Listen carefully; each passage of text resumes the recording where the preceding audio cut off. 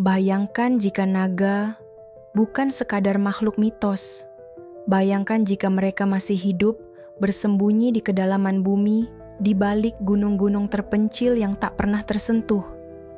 Ilmuwan mungkin menyangkal keberadaannya, tapi ada terlalu banyak kesamaan antara legenda dan temuan fosil yang tidak sengaja disembunyikan. Apakah naga benar-benar pernah ada? Atau mereka masih ada dan sedang diawasi? Hari ini kita akan membahasnya. Naga, makhluk bersisik raksasa yang bisa terbang dan menyemburkan api. Hampir semua budaya di dunia punya cerita tentang naga. Tapi anehnya, budaya-budaya ini terpisah ribuan kilometer dan tidak pernah saling terhubung di masa lalu. Dari naga Tiongkok, Nidok, di mitologi Nordik, hingga Leviathan dalam Alkitab. Mengapa gambaran tentang mereka bisa begitu mirip? Apakah ini hanya kebetulan? Atau ada satu kebenaran yang disembunyikan dari kita semua? Di Tiongkok kuno, naga adalah simbol kekuasaan dan kehidupan. Kaisar bahkan mengklaim keturunan naga. Di Eropa abad pertengahan, naga digambarkan sebagai penjaga harta karun dan lawan para ksatria. Di Amerika Latin, ada Quetzalcoatl, dewa berbentuk ular bersayap. Di Indonesia, kita mengenal naga Basuki dan naga Taksaka. Bagaimana bisa gambaran ini muncul di hampir semua penjuru dunia? Fosil makhluk seperti Pterosaurus dan Quetzalcoatlus membuat kita bertanya, apakah ini naga yang pernah hidup? Beberapa fosil bahkan menunjukkan struktur tubuh menyerupai naga dari legenda. Bersayap, bertaring, dan bertubuh panjang. Apakah mungkin naga bukan mitos, tapi hasil mutasi atau spesies purba yang punah atau dipunahkan? Konspirasi menyebutkan ada fosil naga yang disembunyikan oleh institusi besar, bahkan dikubur ulang agar tidak mengganggu sejarah resmi manusia.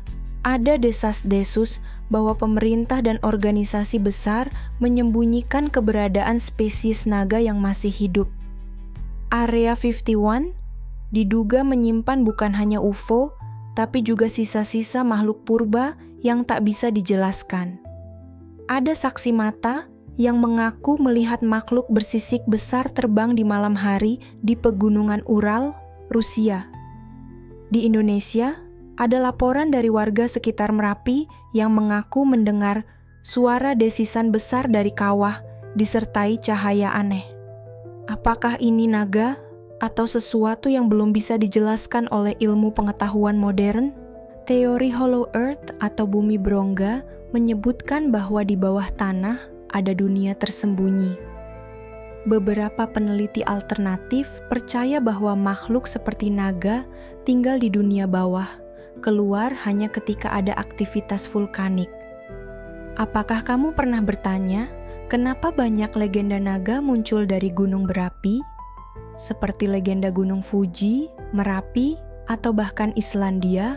Beberapa teori menyebutkan bahwa naga mungkin telah punah karena perubahan iklim atau perburuan manusia. Namun, yang lebih mengejutkan, ada yang percaya bahwa naga tidak punah. Mereka hanya bersembunyi. Dukun dan tokoh spiritual di beberapa budaya bahkan mengaku berkomunikasi dengan makhluk naga dari dimensi lain. Di dunia spiritual Bali, naga dipercaya sebagai penjaga keseimbangan. Lalu, apakah ini hanya simbolik? Atau mereka benar-benar ada? Teori Hollow Earth atau bumi berongga bukan teori baru. Sejak abad ke-17, sudah ada gagasan bahwa bumi kita memiliki rongga besar di dalamnya, dihuni oleh makhluk-makhluk misterius yang tak dikenal. Dalam dokumen dan peta kuno, bahkan ada yang menyebutkan pintu masuk ke dunia bawah tanah berada di kutub utara dan selatan. Banyak legenda lokal dari berbagai negara menyebut naga sebagai penjaga gerbang dunia bawah atau makhluk dari perut bumi. Salah satu cerita dari Tibet dan Nepal menyebutkan keberadaan naga yang tinggal di goa-goa dalam pegunungan Himalaya. Mereka muncul hanya ketika terjadi gempa atau letusan gunung, lalu menghilang seolah tak pernah ada. Apakah naga adalah makhluk bawah tanah? Jika iya, bagaimana mereka bisa bertahan hidup selama ribuan tahun tanpa diketahui manusia? Teori konspirasi menyebutkan bahwa naga mungkin memiliki kemampuan untuk bersembunyi, baik secara fisik atau melalui bentuk kamuflase biologis yang belum kita pahami. Mereka bisa jadi hidup seperti hewan nokturnal, aktif di malam hari dan bersembunyi di siang hari.